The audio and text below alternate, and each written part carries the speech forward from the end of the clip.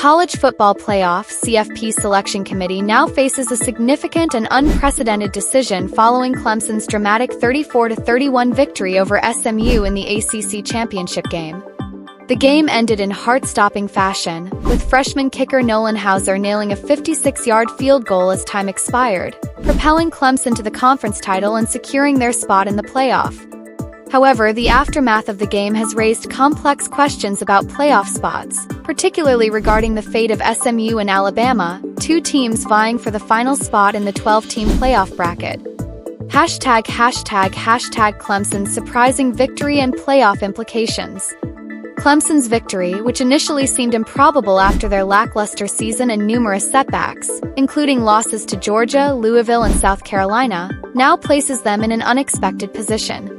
10-3, the Tigers are poised to grab one of the 5 automatic bids given to conference champions.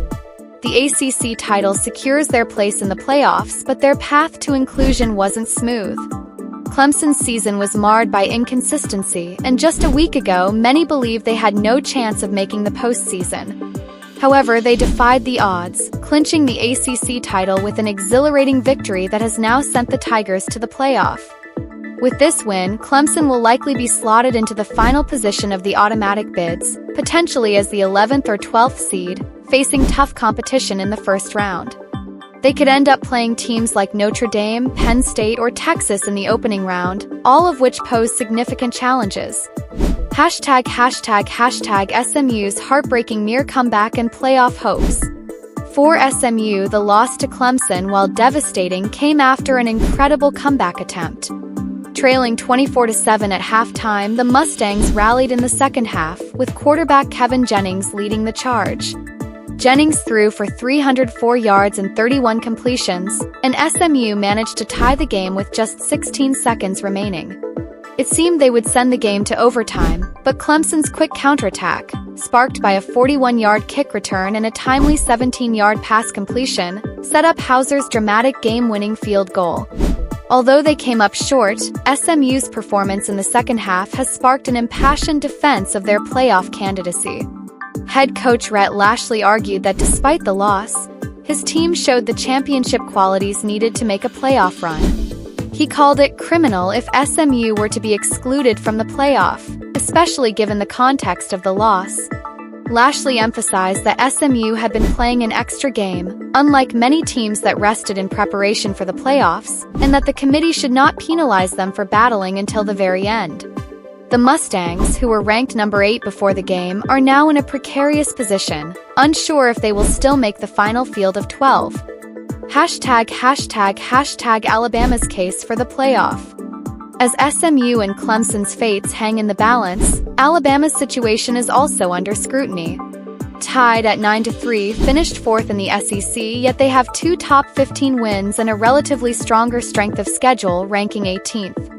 However, Alabama's case is complicated by 2 significant losses, one to Oklahoma, a 6-6 team, and another to SEC champion Georgia, which exposed the flaws in Alabama's defense.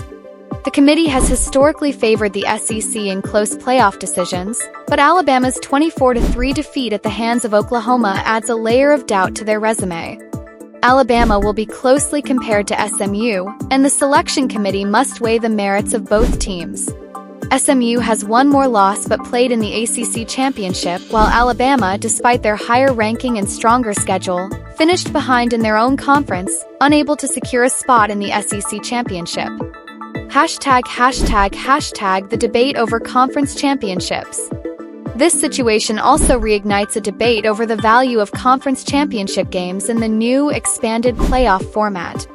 ACC Commissioner Jim Phillips has expressed concerns about the potential consequences of rewarding teams that do not compete in a conference championship. The committee's decision could set a significant precedent, especially as college football moves into this 12-team format. Question of whether to include a conference championship loser, especially one like SMU who showed immense fight in the loss, will be pivotal in shaping future playoff decisions. The selection process and key questions. As the selection committee prepares to finalize the field, several other crucial questions will need to be answered. One of the most pressing is whether SMU, despite their strong second-half showing, will be excluded in favor of Alabama. SMU's loss to Clemson, while heartbreaking, was a close, competitive game, and their performance could be seen as a positive indicator of their potential in the playoff. However, the committee will have to consider Alabama's superior strength of schedule and top 15 victories. Additionally, other championship game losers, such as Penn State and Texas, will also be under consideration for the final spots. Penn State, who lost to Ohio State and Texas with no top 25 wins, could also be battling for position in the bracket. One final question is whether Clemson, with their conference championship victory, will jump ahead of teams like Arizona State for a higher seed, or whether they will face a challenging first-round matchup against a top-tier opponent. #the committee's crucial decision.